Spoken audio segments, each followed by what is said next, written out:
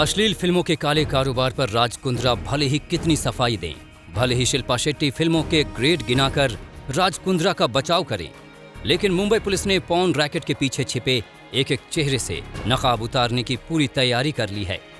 Crime branch team वो तमाम कड़ियां जोड़ने में जुटी हैं जो इस पॉर्न फिल्मों के रैकेट को बेनकाब कर देंगी। उसी कड़ी का हिस्सा हैं ये दो अभिनेत्रियां शर्लिन चोपड़ा और गहना वशिष्ठ। मुंबई क्राइम ब्रांच ने दोनों को पूछताछ का समन भेजा, लेकिन अब तक वो सवालों का जवाब देने के लिए हाजिर नहीं हुई। पिछले दिनों में प्रॉपर्टी सेल ने कई ऐसे केस के आरोपियों को बुलाया है जो बेल पर बाहर है। ऐसे ही गहना वशिष्ठ से भी जानकारी हासिल करना चाह रही थी, लेकिन तबियत खराब होने की वजह से गहना वशिष्ठ अभी तक क्राइम ब्रांच के सामने हाजिर नहीं हुई है।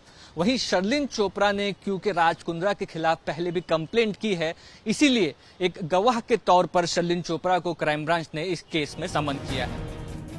गहना वशिष्ठ से पूछताछ राज कुंद्रा के केस में बेहद अहम हो सकती है, क्योंकि पॉर्न रैकेट की जड़ें काटने में जुटी मुंबई पुलिस को उस वक्त के कुछ व्हाट्सएप चैट हाथ लगे हैं जो संकेत करते हैं कि इस काले धंधे में गहना वशिष्ठ की गिरफ्तारी से कितने लोग परेशान हो उठे थे।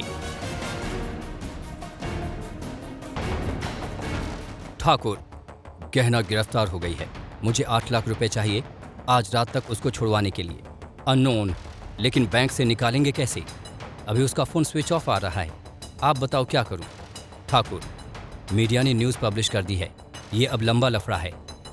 ठाकुर, नहीं अब तक तो नहीं, पर वो कोर्ट में जाएगी तो सबका नाम बक देगी।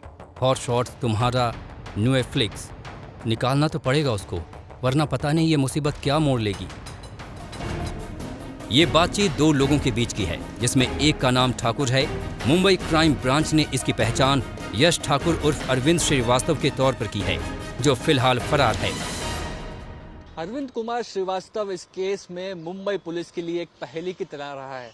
पहले तो ये पहचानना कि श्रीवास्तव और यश ठाकुर एक ही आदमी है, दूसरा ये बात की जानकारी कि बहुत आरोपियों ने इस केस में उसके साथ डील किया है, लेकिन किसी ने भी अब तक उसकी शक्ल नहीं देखी। व्हाट्सएप पर हुई बातचीत के ठीक अगले ही दिन यानी 8 फरवरी को पुलिस ने उमेश कामत को गिरफ्तार कर लिया था। कामत से पूछताछ में मिले सुरागों पर काम करके ही मुंबई पुलिस राज कुंद्रा तक पहुंची और बात गिरफ्तारी तक पहुंच गई। पॉर्न मामले की जांच कर रही क्राइम ब्रांच ने एक पावर पॉइंट प्रेजेंटेशन का जिक्र किया है, जिसमें हॉट शॉट के बाद बनाई गई नई कंपनी बोली फेम से होने वाले मुनाफे का जिक्र है। राज कुंद्रा ने उस वक्त बोली फेम को अपना प्लान बी बताया था, जब हॉट शॉट को गूगल और एप्पल ने बंद कर दिया था। लेकिन पॉर्न फिल्मों से होने वाली मोटी कमाई की जांच के लिए क्राइम ब्रांच ने अब फाइनेंशियल ऑडिटर को भी नियुक्त कर दिया है, जो इस मामले में पूरे मनी ट्रोल का खुलासा करेगा। हमारे देश में कई ऐसे ज़रूरतमंद लोग हैं जिनकी मदद की गुहार आपके कानों तक नहीं पहुंच पाती। न जाने कितने ही ऐसे बेबस लोग हैं जो मजबूर हैं पैसों के साथ। आपकी एक थोड़ी सी मदद इनकी ज़िंदगी बदल सकती है। तो डोनेट करने के लिए या बाकी जानकारी के लिए आप नीचे दिए गए डिस्क्रिप्शन पर क्लिक करें।